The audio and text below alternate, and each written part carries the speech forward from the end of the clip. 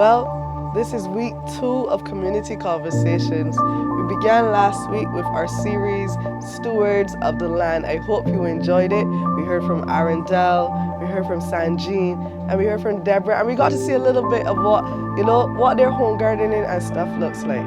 Now this evening, we're continuing with our final installment of Stewards of the Land. You may be wondering why I'm holding plants, because I'm a little steward of the land too. And I'll come back and talk to you guys a little bit more about that at the end. But I just want you to sit back, enjoy, and relax this evening's conversation of Stewards of the Land. And I'm going to go and do some gardening in the meantime. See you afterwards.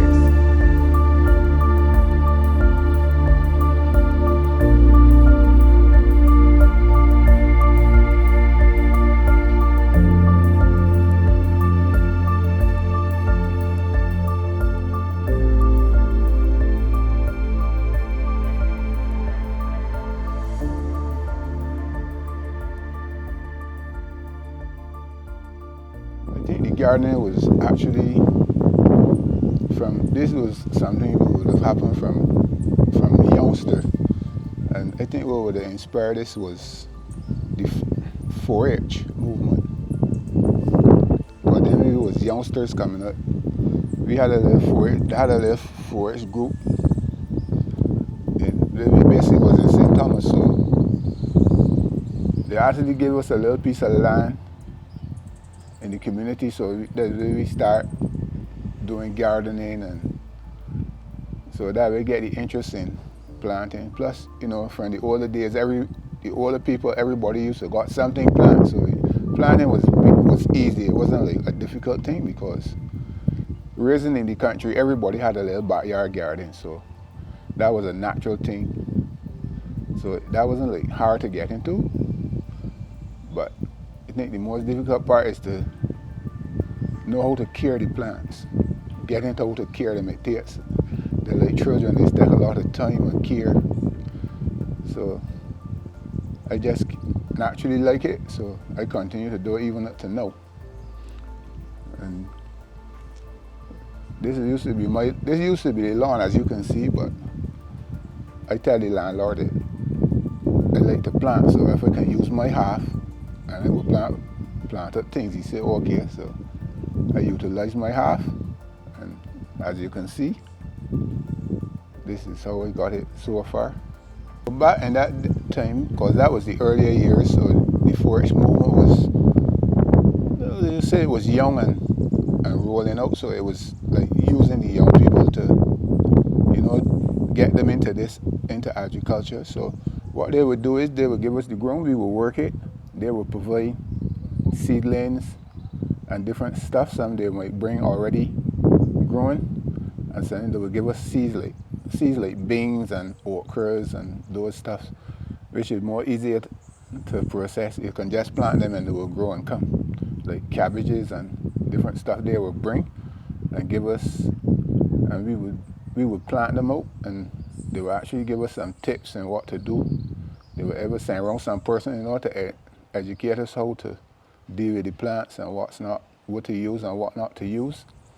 And that was the way we got into it, because that was a community, like a village where that was like the first freedom village actually, right by the hospital. There was an open lot there, so they gave us that lot, and everybody from the community, all the youngsters would come on the evening, and we would sort out that from.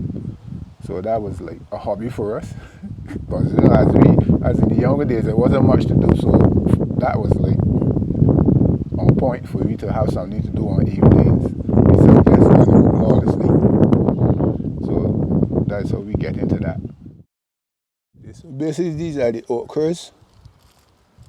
I try not to use too much of chemicals on them, so basically what I normally use, I normally get some peroxide, which is cheap, and it is harmless to the ecosystem. It doesn't do the earth any damage, and it actually helps oxygenate the plants and give the roots a better yield for the oxygen, and it helps them with the rooting from catching fungus or anything. So I basically spray them.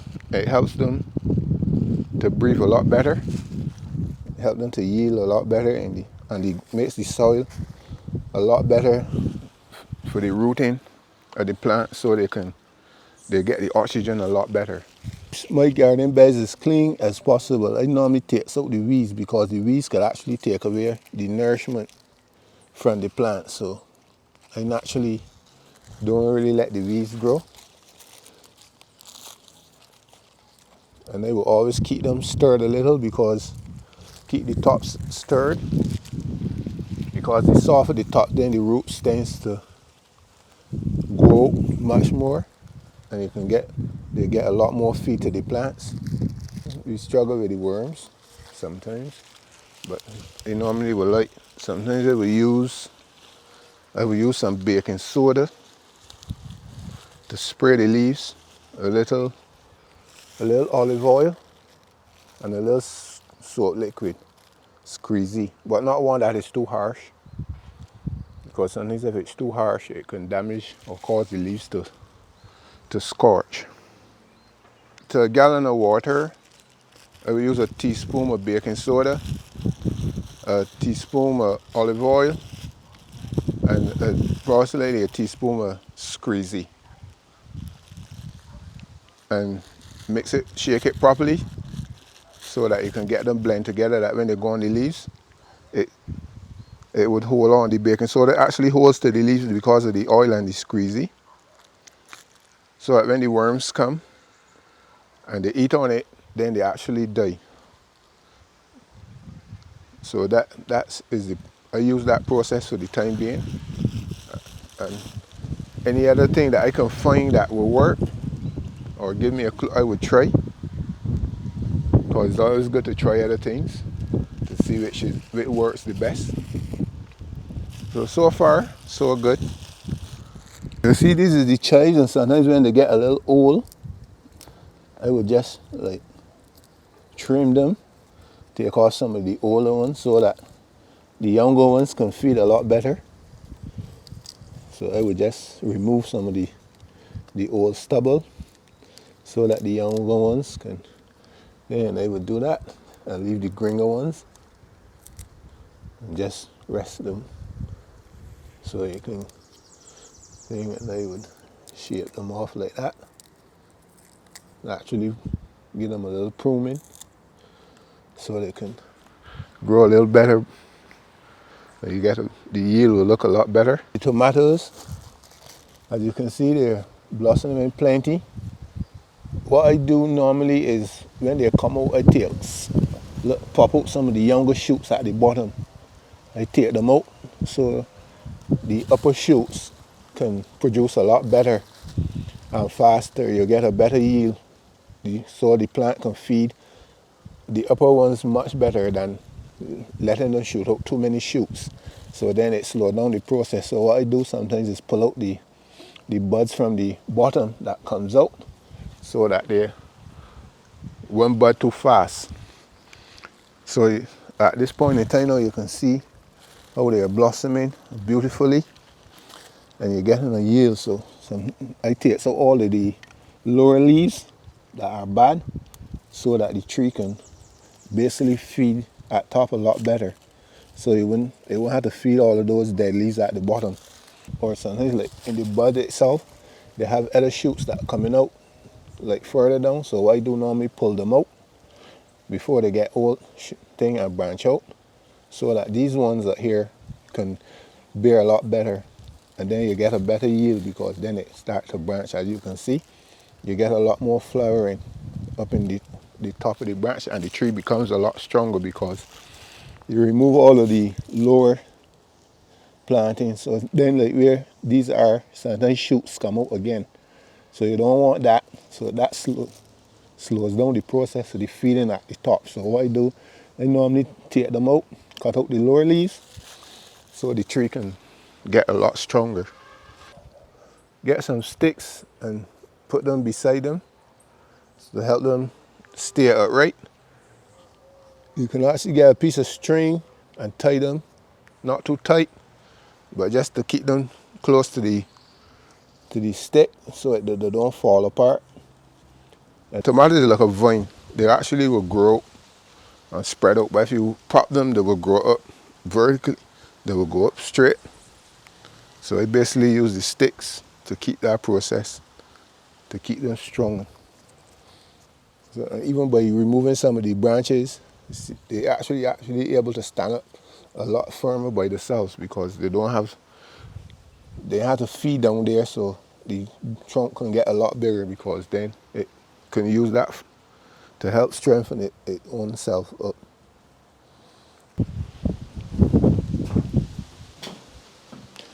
These beds here are the bings. I normally use this as my way of putting them into the ground.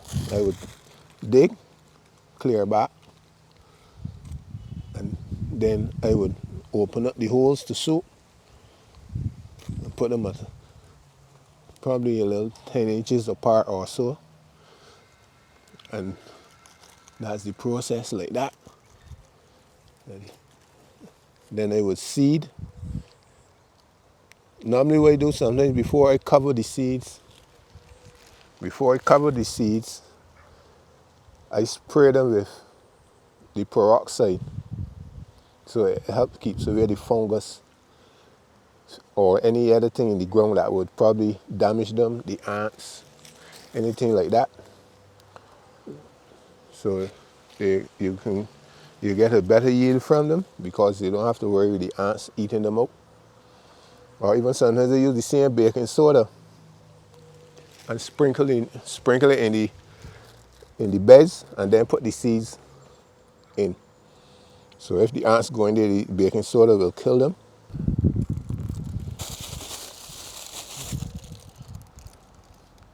Basically, you don't want to plant too many in a hole because then they don't strife, because then they actually be competing against one another for the food that is there in that space. So I try to use sometimes 2 or 3 the most.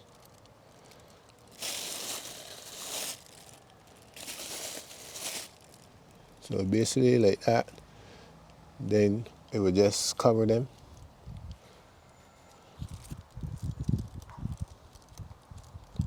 And after that, you can give them some water so they can start the process of coming to life.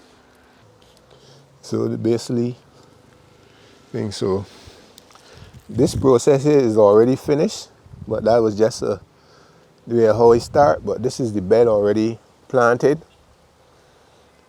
and covered. So it's just a matter of within a few days, or so it might be 7-8 days before the beans started to burst up.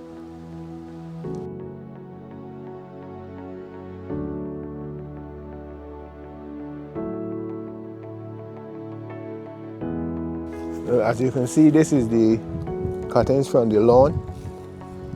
I use it as a mat over the top soil. The reason why you do it like this is because sometimes the days are so hot, and when you water it, the moisture tends to go too fast. So what I do is I take the same cutting grass and spread it through the beds over the top, so that when they wet now and it soaks down through this, it keeps the plants, they have the moisture a lot longer. It don't evaporate because of the heat. And this actually helps the plants too, because then this becomes like a mulch. So they actually get a feed from these also. As they say, it dry down, it goes back to the earth and it becomes like mulch. So it even helps the plants to look a lot healthier. And as you can see how love these here, and these here are young. I planted these here, these wasn't no more than like 1.5 inches. And I put them in the ground and now they're up and running and looking as lovely as ever. So you can basically use your lawn grass and stuff to cover the beds. If you don't have even if you have a drip system, you can still use this to cover. And as it grows, when the time the crop is over, you can fork this right back into the beds. and the beds become fertile again, because the grass itself, they get back all the nutrients from this same, the leaves and different things that as they rotten down, they help the earth, help the beds to refurbish themselves with some more nutrients again, as they come from the same grass and stuff that we normally throw away. But it can be helpful to help the beds, to help the plants from keeping the moisture into the beds. And so basically, as you can see, they're looking lovely. And you don't have to worry, don't worry about the bugs too much. Because I say, son, I spray all of this. Even as I put the grass, when I put the peroxide, I spray the whole bed with it. So that helps deter the bugs.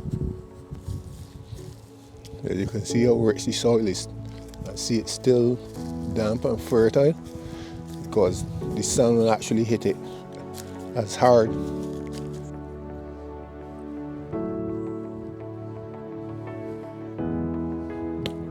So as you can see, all this hedges, I install all of this myself from my own cuttings. These are these same plants that I grow myself, and I put them in here, and as you can see, they're growing. They can be a lot better because I guess with a little irrigation, they would do a lot better, but they're not doing too bad so far.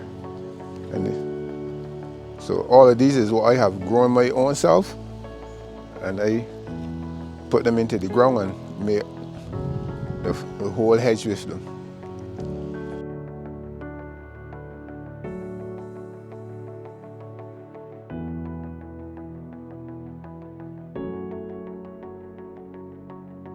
We just come and take these and cut them and just enjoy the way how they will grow. So I like the process to see how you can start them and watch how they grow and how beautiful they becomes. And the reason why I have them here, because if you put them in the shade for too long, then when you bring it to the sun, they tend to get sunstroke, or the sun becomes a little harsh on them. So when I first start them, I keep them in the shade, but as they grow a little older, I drift them bring them into the sun. So that actually cause the colors to come alive. You see them, if they're in the shade, they tend to stand a kind of greenish, more greenish. But when they come out in the sunlight, then the true colors then start to come out because the sunlight bring them alive. These are the natural rain, like this as it is falling now, is more healthier for the plants. And it soaks at a different pace than when we wet them with the hose. Because when we wet with the hose, it tends to wash away. It can wash away some of the nutrients from the plant, but with the rain, it's just a slower process. So it's a lot better and a lot healthier. So if you can get a can or two and catch some of the rainwater, and you could even set up a system from the same can with a pipe cup, put in a pipe piece, and you could run it to the garden beds. And because drip system don't need a lot of pressure for it to come out back through the hose. Once it got a little current, it would fling it way back out.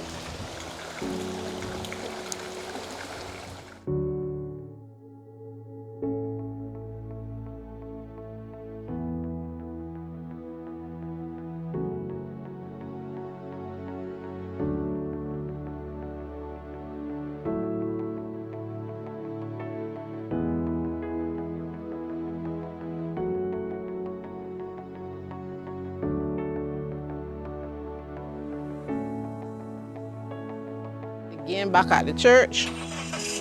I started it from scratch. It was there with just a little bed, so I start forking the beds, and then we get some soil to put at the top. And we have some nice beds where we produce different crops. So we have some cabbage, lettuce, seasoning, sweet margarine, sweet peppers, tomatoes, hot peppers, beets, cabbage, spinach, and we also have okras. So these are the crops right now that we have. This is our second plantings. The pack have gone off already, and these here so soon lettuce and the cabbage soon will be ready to reap, and everything is going very good.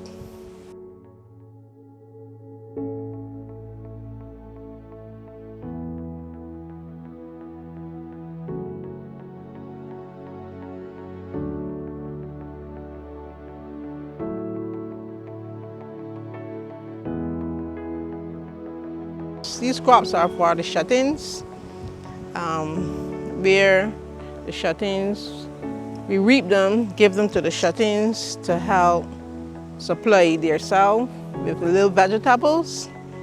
And we also get some, so they're growing very good. And as soon as they're ready, some of the old girls, my old girls I call them, we were having some vegetables. Beets, some cabbage, even a little spinach and sweet peppers. All the crops will be given to all the shut-ins.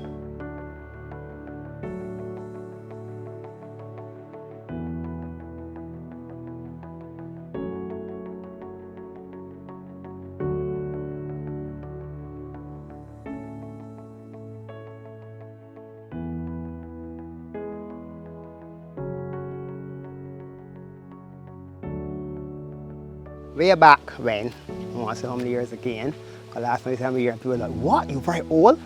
Right, way back when we started, I bought my first Suzuki van on the 25th of September. I know that very well back then. And I decided, I did not know at that time what I was going to do with the van. I just knew that I wanted to get some kind of transport, become self-employed. So after we bought the van, we started to look around and figure out what we can do. Sell vegetables, what we can do. And we were driving around Sheraton area. And as we were going here, we saw this gentleman on the wall. And I asked him, sir, are you interested in having a long cut? He said, yeah, all right, come in.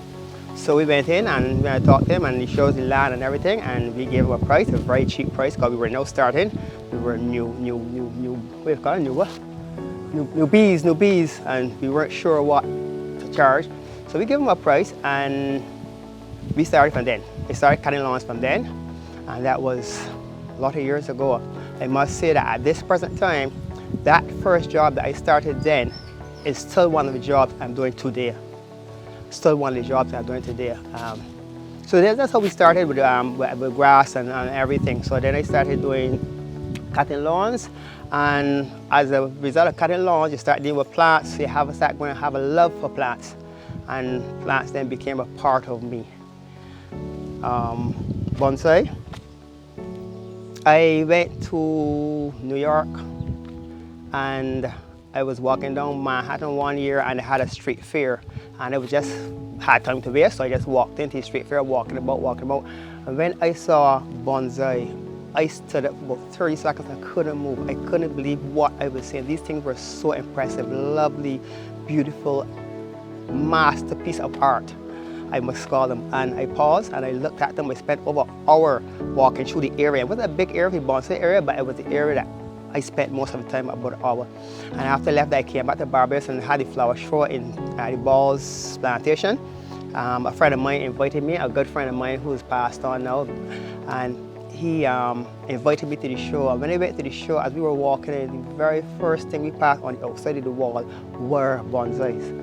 And so I once again was captivated. I went in and I started looking all around, asked questions and so on. And at that same time, Mr. Arthur Atkinson, who is the person who does bonsai in Barbados, he's the bonsai master in Barbados. He said anyone who is interested in bonsai, you take your name, fill out a form, application form. And I did that, filled the form and so on, and then they got in contact with me the next couple of days and started meeting at his home doing bonsai. And from then bonsai was started. We started a club that same year. That was in 1990. We started a bonsai club, and from then on I was hooked. Well, I was hooked from New York, but since that I've been hooked and I just cannot let it go. So bonsai is like a part of me in my living. People ask, what is bonsai? And I must go out front and tell you, bonsai is not any specific tree. Bonsai is art form. Bonsai is the art of forming, shaping, and transforming any kind of tree into a specific area, specific look, which is called bonsai. Bonsai is no specific tree. There is no species of tree. Like you have a mango tree, and an apple tree, and a tamarind tree. There is no specific tree in the world that's called a bonsai tree.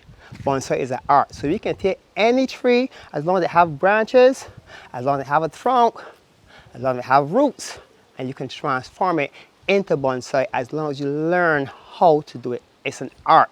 It's a living art. And that's one thing I like about bonsai. You know, we have all kind of artists, we have drawing artists and all kind of artists.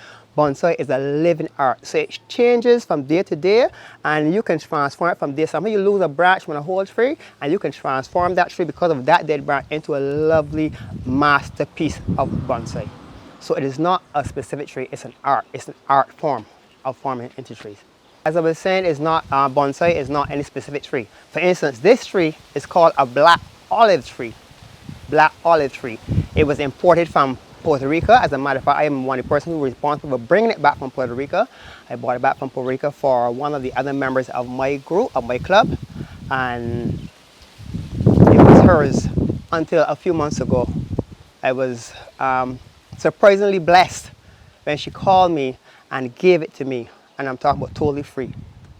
Totally free, and that was a blessing from God, because for someone to give me a tree, give you a tree like this, of this nature. This tree is approximately probably 50, 60 years old, and believe it or not, it has a very high money value. I can't really place a money value on it exactly, but it is valued thousands of dollars. And she just called me and offered it to me, and I accepted it because I bought it from Puerto Rico for her. But it was her money who bought it and everything. But it's called a black olive, and it's a living art.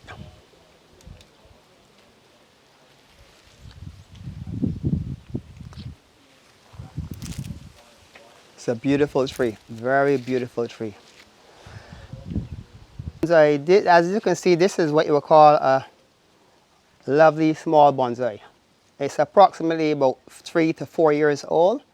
As I say, I will tell you, bonsai is an art, so it's not a specific tree. This is a ficus. This is what you call a tiger bark ficus, because of the bark has the kind of pattern like a tiger. If you look at it closely, you'll see it has the pattern like a tiger. It's like a tiger shape. Has tiger marks on it, like a tiger. So it's called a tiger bark ficus. And I have just recently, haven't reported it, any reporting now, but I've recently started to prune it back, started to wire it. If you look carefully on the branches, you'll see some wire. There's some wire wrapped around the branches, around there. That is how you shape your bonsai. As I told you before, bonsai is an art. It is not really a tree. So you have to then, like for this bonsai, you have to then transform this ordinary, just a straight piece of tree. Bring me ordinary tree into what you want it to be. It's an art, it's a living art. So you transform your ordinary tree like this. For instance, this is a dunks tree, a Barbados dunks tree. I don't know if it's the right name for it, but a Barbados dunks tree. And within the next 2 or 3 years, as it starts to get a little bigger and a little bit broader, I'm then going to transform this into a bonsai. So 2 or 3 years from now, you're going to see this well, still bushy looking thing, looking like this, a bonsai. It's an art. So I had to prune it back. I had to wire it and shape it the way he wants it. I have to also understand what you're doing, because you can't just wire and branch and push the branch anyhow. Every bonsai tree, believe it or not, has what we call a front. Every tree has a front. And when you turn your bonsai in the pot like this, you turn it in such a way and you look to see what is the most pleasing sight for your viewers, pleasing sight for you. And there are other things you got to look for. When you look at your bonsai, it must also have the branches opposite one and each other. So if you have a left branch, you got to have a right branch. If you have a right branch, the next branch will be a left branch. So you don't want to have left, left, left, left, right, right, right. You must always have a left and a right. So also, with a bonsai tree, you must also have an apex. Every bonsai tree must have an apex. and you try your best not to let your apex be facing away from you. For instance, as you can see, that is away from you. So if I continue to take a bonsai tree, any bonsai artist, any bonsai person who knows doing bonsai will always look at a tree and will tell you this is the better view because it has the whole divine shape, have a right branch, left branch, right branch, left branch, and the apex is coming towards you. You don't ever let the apex go away from you.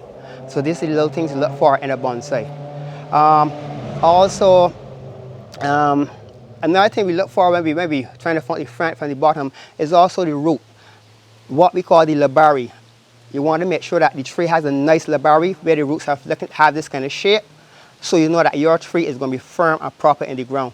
So as I report this, I'll look at it and know this is my apex, this is my front right here. But as I look at the labari and so the labari stand, it may change over the period of time. But for now, this is my front. And this is going to be a very, very nice bonsai a few years from now. You can see also, because I've pruned it back severely, there's now a whole set of new growth coming out along every single branch that I've bent. Whole set of new growth, as you can see, it's coming out. So a few years, few months from now, I'm going to have to prune it back again and wear it maybe again to suit. But this is going to be what I like. Over here now, in contrast, this little baby here, what we call a little baby because it's a small bonsai, we have this lovely big giant bonsai. It is not mine. This one is not mine. This bonsai here is not mine. This belongs to a villa in St. James. A villa I do work for, and this is one of the trees I work for down there. So I do work for this villa, and this bonsai was suffering severely. I will have to show you. I don't know if I can probably get you to put in a clip on it later on how I did it. But I had to bring home this bonsai, transport it home in the truck, and bring it home, take it out of the pot completely, take off all the roots. The roots were actually root bound. It was a whole mass of root all stuck together. I had to take it out, comb back all the roots, cut them back with a saw first of all, and then comb them out, pull them out, get a what we call a root puller and pull them out. And then I had to wash it, completely wash out everything out of the roots, then totally repot it in fresh compost. When I first repotted it, there wasn't leaves on the tree at all. So every leaf you're seeing on the tree now is new growth within the last month or so.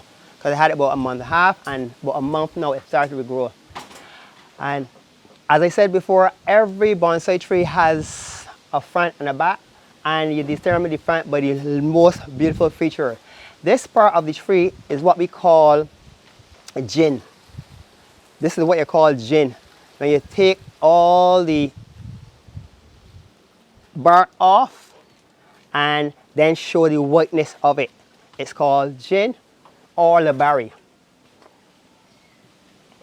So this is the front of this tree, and this is the most beautiful part of this tree.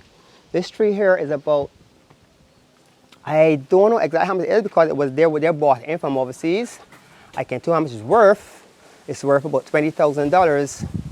Yep, 10,000 US they paid for it, and it's approximately from the age of the trunk. When looking at the trunk, I average it to be very, very close to 80, 90 years old because of how big and how lovely this trunk is. Look at the size of this trunk.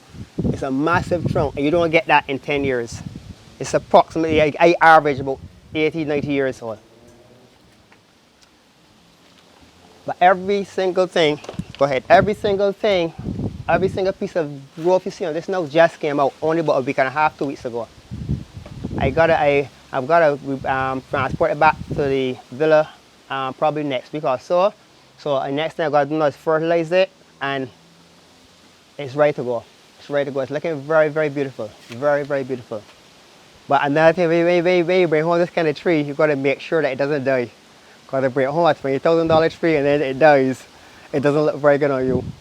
But I've been able to keep it alive by the grace of God. I must say that in all of it, God has blessed me with this talent and understanding how to deal with these kind of trees, how to deal with this kind of art. And I thank God for it. And it's something I really love. And like I just do it because I want to make money or anything. I do it because I love it. I love it. I love it to such a stage somehow that I have plants that people will look at and tell me they want, but it's like, can't get rid of it. Can't. It's too beautiful. But I've decided for the future going forward, I do have to make it into a business. And try to make some money off it. Because it takes a little bit of money to maintain them, fertilizing them, even the tools that we use, even the tools that we use in bonsai. These are just a sample of them. And these tools cost money. You have to import these tools. You're never going to get these in the Carters. They don't sell in Barbados. This is what we call a knobby, a large knobby. And this costs a good piece of money. This is what we call a concave, a small concave. You know, then we have the saw, the scissors. All these tools are special bonsai tools, come strictly from Japan and from overseas. And you're never going to get these here. And they do cost money. This is a hook. Even though you can sacrifice sometimes and use ordinary tools sometimes, but these are special bonsai tools, very, very special bonsai tools. This is a saw. This is the saw that I had to saw the roots with for this. Saw the roots for this there, and this is my large concave. Oh, this is a large called a large concave. This one, a large concave. And these also cost a lot of money. Then we have the wire cutter. I mean, you could use the ordinary pliers and use the wire cutter, but if you're doing bonsai on a large level, you need special bonsai tools. And these are special bonsai tools I bring in. I'll walk around the garden and I'll show you some of my bonsai collections. The yard at this present moment is a bit overgrown because for the last couple of months I have not been able to get home on time to really spend time, and a bit overgrown, but I'll try my best to show you some of them. This one here, this little beauty here, I have taken it out and I'll show it directly. This is also a very beautiful little tree. It's a beauty. When I took it out, I never thought it would have turned out so nice. But once again, as I told you all, it's an art, and you have to understand how to do it. Every tree, what I've been told years ago by a Japanese man who went in Puerto Rico, he said every tree tells you what it wants to be before you even start doing anything with it. So you don't go and start changing a tree that is supposed to be a windswept or a informal right into what you want it to be. Every tree tells you, by when you look at it, it tells you what it wants to be. So this tree will be considered to be an informal upright. Informal upright. All bonsai trees also have names. The patterns have names. The shapes have names. So you have like informal upright. This is one informal upright. That big one is also informal upright. I'll show you some more as they go on. They have a windswept. We have forest. We have clumps. We have different varieties. I'll show you, but this is the beauty. This has come on tremendously well in the last couple of months, and I am so proud of it. I don't even know if I can sell this one because I actually brought this from nothing to where it is right now. Believe it or not, a flamboyant tree.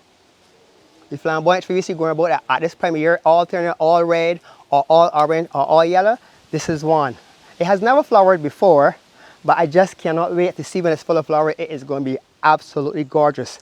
And the trunk has grown tremendously over the last couple of years. This tree approximately is about 10 years old, and it has come along very, very nice. When I first started, it was very, very small. It was that size, the trunk was that size. Look at the size of the trunk now, look at the little berry. It is a beautiful, beautiful bonsai, flamboyant. This is a coffee finch that I collected from a little bushy area up St. Philip. I'd like to show how I collected it. It was just 2 pieces of stick when I collected it. But it has come on very, very nice in the last couple of months, and it's looking very, very beautiful. Once again, I had to shape it, wire it, all that to get it working properly, to get it into the shape it's in now. It's what we call, Beijing calls coffee bush or coffee finch. It has a botanical name, but I don't remember the botanical name for it. But it's called coffee finch. You find it all down East Coast, all about St. John, growing wild. But if you understand what you're looking for, you can transform just a wild piece of tree into this, a lovely piece of art, bonsai. This tree is a bearded fig tree. This is a bearded fig tree that I placed on a rock many years ago. This tree is about approximately 8 to 10 years old. When I put it on the rock, I actually put it on the rock.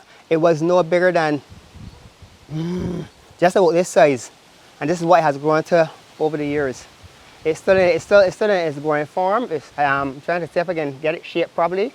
As I told you earlier, every tree has a front, and this is its front. As you can see, the apex of the tree is coming towards you. And you have a left branch, left branch, right branch, all the way up.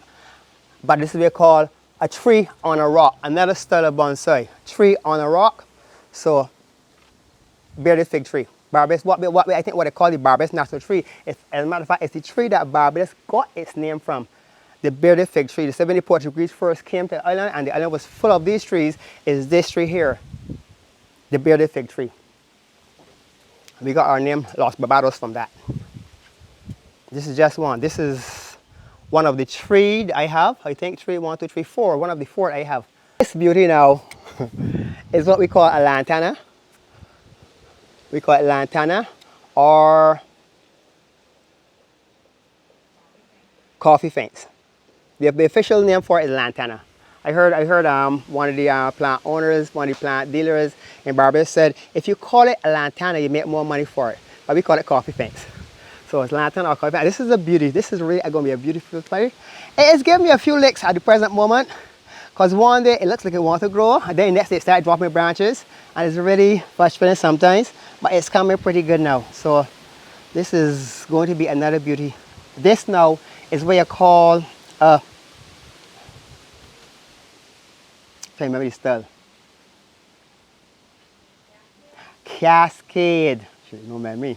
A cascade. Because of how the shape is, it's a cascade. You can have cascade because it hangs down below the pot. So this we call a cascade style. Once again, it's a specific style in bonsai. As I told you before, we had informal, right? Yes, no, we had root over rock, and now we have a cascade. Different styles, different shape, different thing. But once again, different names of plants, and they're all bonsai because it's an art form rather than a specific tree called a bonsai. It's also a beauty. It's also a beauty, and this is one that when I collected it, I did not even think what I would, just one of the snails that go up on a tree. And they say some of them are good, but I don't know. I just take them off. Because what they do, sometimes they eat the leaves. I don't want to eat my leaves. But this is a coffee fence. It has a shape. And this will be called an informal upright. Informal upright means it is not perfectly straight. It has a bend going up. So this is an informal upright. I'll point across the yard and show you what a formal upright is now. This is an informal upright coffee bush. This one is directly here. Because it is so straight, it is a formal upright. It's called a formal upright. Well, this was an informal upright. That is also a coffee bush or a lantana. It's one of the easiest plants to grow, to get in Barbados. And if you're interested in starting bonsai at any time, this would be a very good tree to start with. If it does, you can get another one from somewhere. But if you can collect one with a nice trunk, it shows the beauty of it. Let me just demonstrate how the maintenance of a bonsai tree. This is a cherry, a building cherry. And as you can see, it has on blossoms.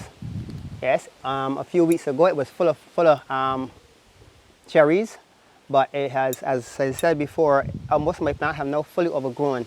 So at this stage now, I gotta spend some time because I don't have very much time on evenings now.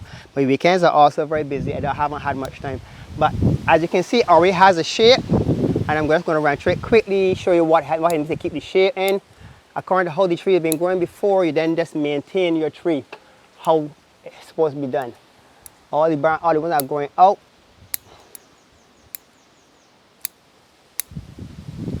Quickly so you can see what's happening and bring it back into shape as fast as possible. Because it already has its shape already, I don't have to do much. I just have to maintain it now. So anything that's going away from the actual shape of the tree, just got to shape it and bring it back into shape. Prune it and bring it back into shape. And basically, that is it there. It has gone back into shape. These ones on the bottom here, I'm just letting these grow because I want to help thicken the trunk. This is the trunk on the here. This is a multiple, more than one tree. I've planted 2 or 3 trees. This one I had to plant back from the beginning. This was actually a tree that I had collected and the whole tree had died. So the shape that was this nice shape, wind-swept shape, I decided I wanted to keep the shape. So I then planted small trees around the old trunk. And this is the result of what has come back. This whole tree I have planted myself. This wasn't a collection. This was actually one I planted myself. And I'm trying to shape it back the same way it was shaped before. But it has this lovely, lovely, lovely shape. So what I'm actually trying to do now, I'm letting these leaves, these branches grow a little fatter, a little longer. And the longer they grow, the fatter they get. And the fatter they get, it makes the trunk look a lot better, a lot older. So I'm going to encourage these to grow. I won't cut them now. I'm just going to let them grow as long as I possibly could. At that time, the trunks are going to get very thick. It's going to merge into one another and form a big, solid base, like how the other big trees have a base.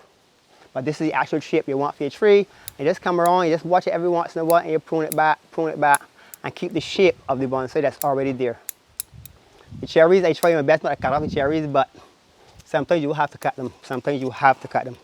And this part of the tree is not the front. As I told you all earlier, every cherry tree, every bonsai has a front and a back. So this part you're looking at just now is the back of the cherry tree. I'm just going to turn it around here now, away from my sprinkling system. And this part of the cherry tree is actually the front. As you can see, I'm also growing snails, African snails, which I really don't want. So I'm going to take it out there and get rid of that out of my garden. Yes, they are all over the garden. You can't prevent them, but when I see them, I use salt. Some people may ask, how do you get rid of African snails? I just use salt, put salt on them, and they die. Once again, this is the front of the tree. As you can see, this has a different shape than the other side.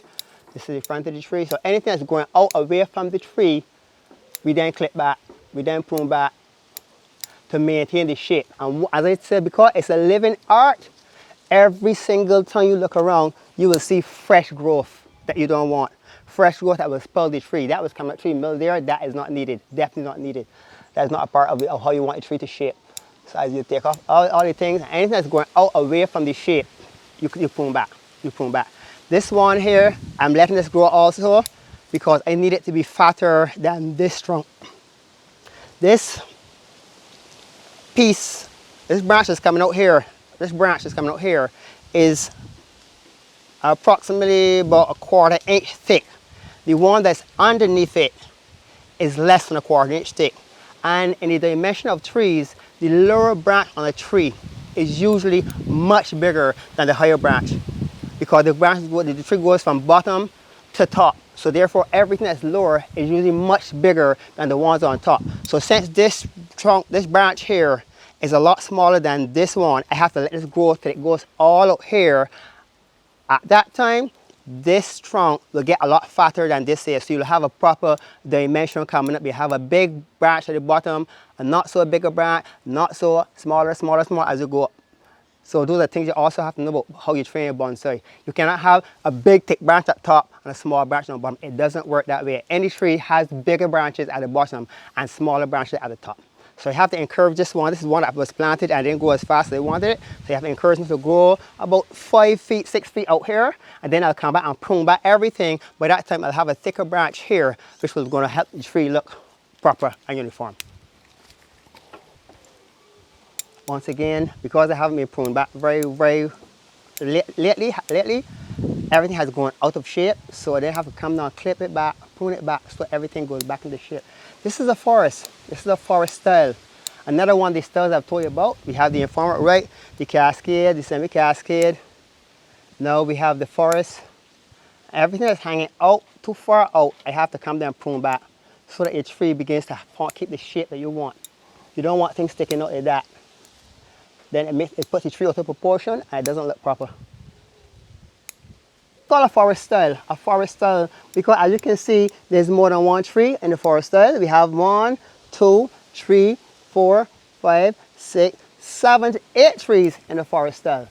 So it's a forest. And as you can see, you might be asking, why is it that I have the bigger trees up front and the smaller trees behind? Because that is the dimension, that is what you see when you actually look into a forest. The trees that are up front always look bigger than the ones that are far away. So that is the style we have, and that's the understanding about a forest. So you will see the bigger trees are out front, and the smaller trees, as you look far away, proportion, they get smaller. This is what we call a forest. This is also a cherry. These are the blossoms for the cherry tree here. But because of how you want your cherry tree to go, because it's an art form, you're trying to keep your tree look like a tree, you're not going to keep this. Even if it has on blossoms, you have to make a sacrifice and take them off.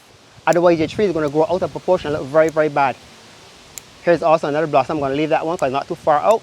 But anything that's really far out, I will take off. And to the front now. I was told I have one cherry. Oh, here's a cherry, yes. It's called a Malpigmia cherry tree. That's what it's called, a Malpigmia. And that's the cherry there. That's the size cherries. They get a little bit bigger than that, but that's just one. Malpigmia cherry. This is also a very lovely looking forest style plant. Yes. I pruned this back about a week and a half ago. And when I pruned it back, it had no leaves. But look at how beautiful it's come back. It's one of the plants, one of the bonsai plants they have that really surprised me. Because no matter how I prune this back, it springs back up beautifully each time, and it has grown really, really nice. It's a beautiful bonsai. Really, really nice. I really like this plant. I honestly don't know the name of it. All I can tell that when you enter in characters in Wildy, the two big trees that they have there, on one on the left and one on the right, and one on the far end, this is one of them. I don't know the name of it, but it's a beautiful plant. Lovely bonsai. This little beauty is also a bonsai, another bonsai. And this is a pomegranate, As I was telling you earlier, any tree can make a bonsai. I've shown you the dunk tree so far. I've shown you cherry tree so far. Now this is a pomegranate. I pruned this back about 2 weeks ago, and as you can see, we're now having a lot of new growth coming out in various areas. A lot of new growth, and I'm so happy about that. This little tree here, it is going to be fantastic. It's going to be really fantastic if I keep it growing. This also has been giving me some trouble to grow, but the last couple of months it's been trying really hard to live, and I believe it's going to be a lovely tree. So we have the dunk tree, we have the cherry tree, now we have the pomegranate. I'm going to show you tamarind tree next. We have the tamarind tree. This is a tamarind tree. This is one I collected many years ago. I collected it as an RV tree, and I had to prune it and shape it, and it's now coming out very beautiful. It's also a farm outright. Eventually it will bear tamarinds. People question be asked, will these trees bear the same fruit that they bear out if they go in the ground? Yes. They will bear tamarinds. The cherry trees bear cherries everywhere here. 2 weeks ago, I would have shown you cherries all over my cherry trees. The tamarind tree will bear tamarinds, and the pomegranate did bear pomegranates already. Had on pomegranate. I'm talking some lovely big pomegranate. I was so shocked. So the trees do bear the fruit. So therefore, if you have a nice bonsai tree in your yard or on your patio, you can come out and you can reap the produce. You don't have to go looking for them anywhere. Next to the pomegranate, next to the tamarind tree, we have a bougainvillea. Bougainvillea tree, another nice tree, nice bonsai. And this is what you call exposed root style. Exposed root, where the roots are the main feature of the bonsai as it grows up. Of course, with all the dead wood on it also, this is what you call exposed root style. Bougainvillea, and it also does the same thing. It sends the flowers out the same way. I mean, the whole tree at some point in the season is full of flowers. I'm talking literally full of flowers. You don't even see a leaf. Totally full of flowers, the bougainvillea. We have one here, we have one next there, but once again, that has to be worked on. This is what I would consider to be my prize tree. My prize tree. This is the next bearded fig tree. I showed you one earlier, there the bearded fig tree on a rock. This is considered to be my prize tree, bearded fig tree. I collected this tree about 20 years ago. About 25 years ago. About 25 years ago, I collected this tree. It was growing in a wall. There's this wall down the Alkeith area next to right in the credit union area. And the gardeners were just chopping down this tree. Everything comes up, they were just chopping it down with cutlasses and chopping it down. And I just started bonsai area, about 25 years ago. And this was one of my very first collections. I saw it growing in the wall, and I asked the guy if I could have it. And I had to went in the wall and separate the wall a little bit and pull it out. And when I brought it home, it was nowhere near what you're seeing here today. It was nowhere near. It has grown tremendously, and it is now a beautiful bearded fig tree bonsai. Once again, I need to prune back all this that's growing on it, but this is a gem. To have a bearded fig tree, I don't know how many of you all know the size of a bearded fig tree. A bearded fig tree grows about the same size as this ackee tree here. I don't know if you can clear a way to get the ackee tree for you. But this ackee tree is about 60 feet in the air, approximately 60 to 80 feet in the air. And that is the size that a bearded fig tree grows to. And the leaves, the size of the leaves are usually about this big. As you can see, I've been able to get the trees down to this size. And the leaves are usually about this big. So another thing, another aspect of bonsai, a lot of people don't know, the more you prune back a plant, the smaller leaves come next time. So this is my prize bonsai, my prize. Even though I have the one out front, the black olive and so on, this is my prize collection. I collected from the time it was just a piece coming out of a wall until what it is now. This is the back of the tree though. This is the back of the tree, and if you want to see the front of the tree, I guess Claire will have to come around the other side to show you the front of the tree. This is the front of the tree, and I will have to do some debushing to get through the front of the tree, but this is the front of the tree. And this is the bearded fig tree. I'm so proud to have it because to have a tree that your country was named after, your island was named after, this is one of the beautiful things about it. There are very few people who has, even in my bonsai group, there are very few people who has a bearded fig tree. And a bearded fig tree to me means a lot. Your country was named Los Barbados after the bearded fig tree. And I try my best to keep this one alive. I also have one more bearded fig tree over here.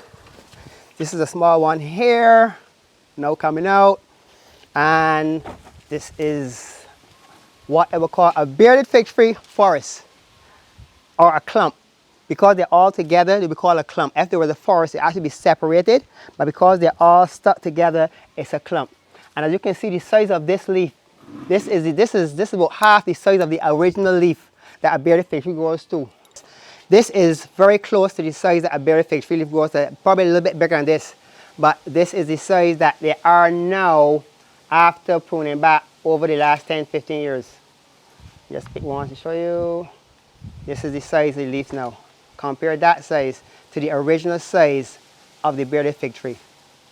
And this is what we're trying to obtain. Because the more you prune it back, the more it will come down to a smaller size, which is going to fit right into the size of your tree. Because you can imagine if this tree had on all this size big leaves, it would be out of shape. But because you have cut the tree into a miniature form, the more you prune them back now, the more the leaves will conform to the shape of the miniature tree, which is a bonsai. But this is a bonsai clump. It's called a clump. It's also a clump on rock. As you can see, all the trees have gone into one area, and this is the clump. Also needs working on. Next to that is the baobab tree. You know we have the baobab towers in Warrens. This is the baobab tree. I have about 8 or 9 of them. I'm not sure yet if I'm going to make a forest with it or if I'm going to combine them to make a clump just as big as the baobab tree. Haven't decided that one yet, but I'm letting it grow for now, and I'll decide later whether I should make a clump, one solid trunk, or let them go as a forest and come up. I'm not sure yet, but that's also in the work in process. Along with my bonsai nursery, I also collect other household plants. I have this one. I have the spider plant, many varieties of spider plant. I have about 3 or 4 varieties of the spider plants. I have this beautiful one that grows that red flower. I don't know the name of it yet. I have this, we call it Swiss cheese. This lily back growing back here. This different varieties of different plants. I don't know the name of all of them, but I'll have to find the name of some as gone. This beautiful, lovely white one. This red one. I'm more into the bonsai, so I can't tell the name of the bonsai, but these are the ones I just collected because as I see them, I collect them and let them grow. I also I try to grow food also too, along with the bonsai and the other house plants. I also grow food. Let me go back to the house plants a bit. On the point of house plants, this is a snake plant, a very beautiful one too. I got this from one of the members of our church a few weeks ago, and a lot of persons don't know that you just see plants around the house and so on. But when God created the earth, one of the first things He created was the plants. The plants breathe in carbon monoxide and breathe out oxygen. We humans breathe in oxygen, breathe out carbon monoxide. So the more plants you have around you or in your house, they're better for you. These plants are air purifiers. They sit inside your house. There's so many impurities in your house. And if you have snake plant in your house and the same spider plant that we just passed there just now in your house, if you have these in your bedroom, especially in your bedroom, when you're sleeping at night, you see that these plants are very, very good for purifying the air in your house. So I recommend to most people, you know, get a nice snake plant or spider plant and just put it somewhere in your bedroom, somewhere in your house, and it helps purify the air while you're sleeping. They are very, very essential. I love plants. I love the outdoors. I grew up in scouting, and I guess from scouting, I just love to be out there. There's nothing in the world I like better than camping. I could camp every day of the year once I got money. I mean, I gotta go work not to get money, but camping is the favorite thing of me. So that's why I like the outdoors. I guess is why I'm so connected to plants, because I love camping, I love hiking, I love anything to do with plants. I'm just a plant person. Apart from bonsai and house plants, I also try to grow as much food as I can, wherever possible. In this bucket here, you can see I have celery, a couple of celery plants growing. I also have tomatoes behind, tomatoes here, tomato trees growing here. Have a lime tree, which don't ever stop bearing limes, even though I've had a little problem with it before. But last couple of days, been bearing some very nice seedless limes. This is lettuce. I've allowed it to grow to get the seeds out so that I can propagate my own lettuce. But all of these here, the lettuce is still good. You can pick them off and you can eat them. But I'm allowing it to grow so I can get the seeds to plant and have thyme. This is all thyme here growing. Thyme. Garlic growing here. And they cut off the season this morning. Garlic. Further back out there, I got ginger growing. The season was cut off this morning. Mark cut off all the season this morning. And more lettuce, broccoli, pawpaw. And over here, we have what you call garlic, chives. We have Shannon Benny. This little one here is called Shannon Benny. It is a lovely little herb. Lovely little herb. Smell it. I don't know if you like it. Some people don't like the smell of it, but it has a very nice scent. If you put it on your fish, if you put it on your seasoning, if you put it even on your salads, just put a little piece in salad. When you bite it and you leave it and you get to leave the taste in your mouth, it's absolutely splendid. This here is parsley. We have parsley. We have ginger. This is ginger. Parsley, ginger. We have sweet potato. This sweet potato was planted in here many years ago. We have a number of sweet potatoes from it, some nice big sweet potatoes from it. And for some reason, I don't know if the piece of the vine got left back, but it just comes back out every year and sends out fresh potatoes again. We didn't plant this last set. We dug out all the first set and we thought we had gotten rid of it, but it came back out. Next over here we have Guyanese thyme. This is what you call Guyanese thyme. This one is Guyanese thyme. This is what we call Barbados thyme. Here is rosemary. Have rosemary. More Guyanese thyme. More rosemary. Sour salt trees. What is the name now? I don't remember this name. I saw his name the other day. Oh, oregano. Oregano. And what else? What else? Oh, this is chives. We have chives over here. Seedling chives. But they're the young ones now coming up. So basically I try to grow, even though I try to grow the bonsai and the house plant, I also try and pawpaws. I try also to grow as much food as possible. So this is basically what I do. I love gardening so much. I would love to see there that I don't have to leave home, but I can just stay home and do gardening. At present moment, it is not possible. The income is not there to support me that way, but I'm praying to God that I will move along that line someday, and you know, I'll probably start with landscaping, probably do the driving and bonsai. This is compost. It's compost, but the process of doing it is called cold composting. The cold composting is that I put the materials together like this one. Go back to this first one here. This is the last one I just did. I have some bags in. I want to do one more set of composting. As bags, material I collect when I'm cutting lawns, when I'm doing lawn. So I put all the materials together, put it all together, wet it down, put it together, and then leave it, cover it down, and leave it. In about 3 to 4 months, you're going to get something like this. Like that. That rich, thick compost material which is very good for planting out your plants. As you can see, it still has a lot of the Enzel wood and so on it, Enzel dry material in it, and it is excellent. Plants will thrive in this a lot better. When you mix it, it's all compost. Compost is also used for mixing with your soil. So if you have garden that's growing and you mix compost with it, it helps add to your soil. Helps make your body, make your soil body a lot stronger, and your plants love it.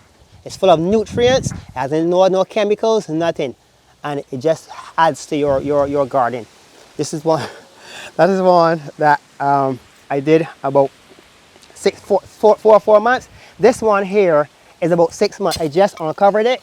And as you can see, it has biodegraded a lot more than this one. This one has biodegraded finer than that one. You can see two differences there. This one, you can't see the broken up material here. This one, you can still see the material in here.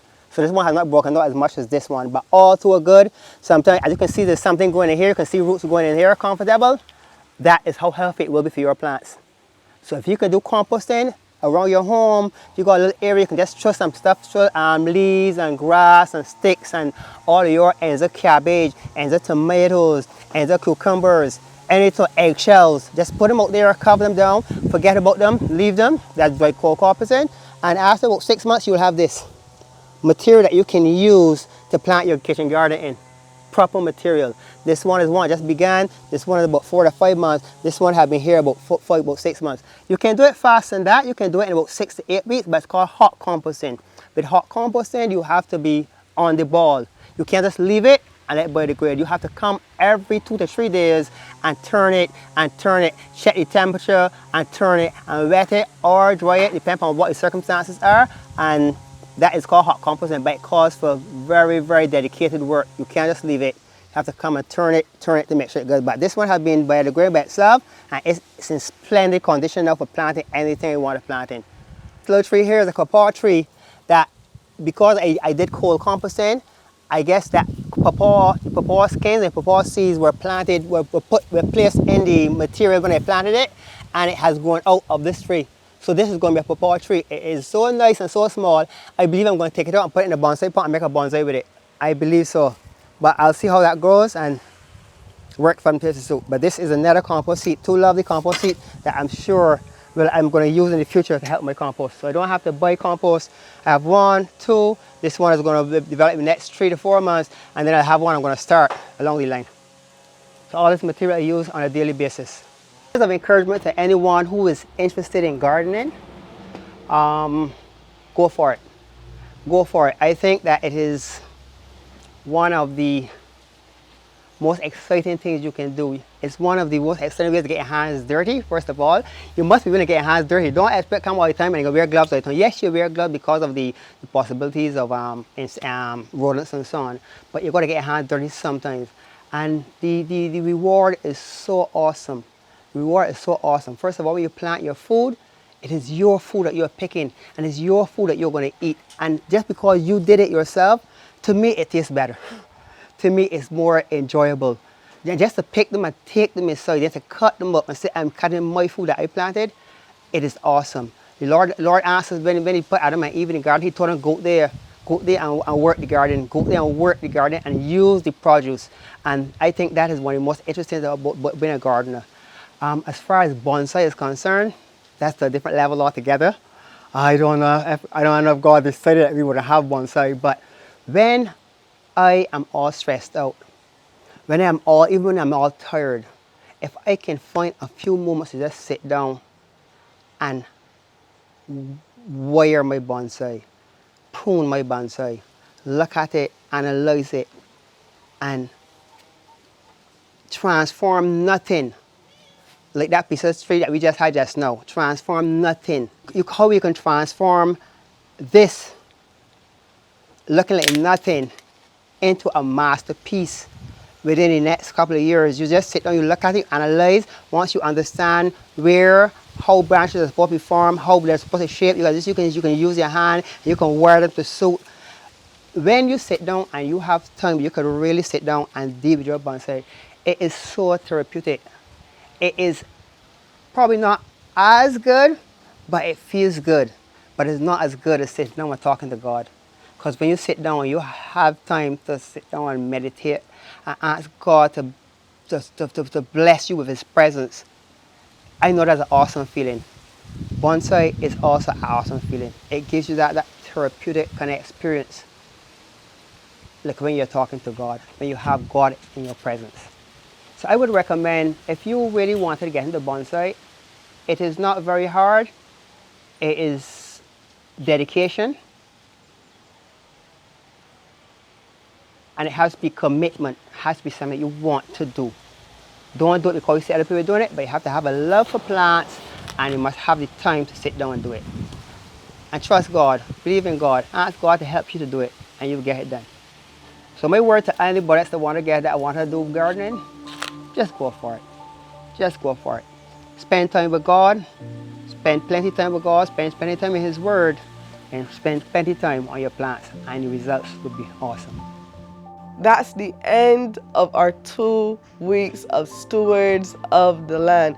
Let me tell you, I had so much fun going around to everybody, meeting with them. I know some of them already, and talking with them, seeing how they do things. I didn't even realize it was that much information, but let me tell you, I had fun, and I hope you did as well. And if you did, leave us a comment under the video. Let us know if you want to see more of these videos. But I just want to say thank you to everyone that was a part of this series. But I just want to leave some encouraging words with you, and also show you some tips as well. But I just want to remind us that at the end of the day, God created all of us here, and He created all of the land and all of the plants and everything, and He left them for us to take care of. And I know sometimes we're like, God, I want this and I want this, but I want us to remember He has given us the tools, He has given us the equipment, He has given us all that we need to cultivate and to keep growing and to keep going forward. Now, a lot of things that were mentioned throughout the video, and this stuck out with me, and I want to share this a little bit with you as well. You could have heard it talking about pruning, you could have heard it talking about cutting, sometimes even the spending the time, or if you don't take care of them. And so much as you continue to do with the land, it's just as similar, and we can compare it to our spiritual lives.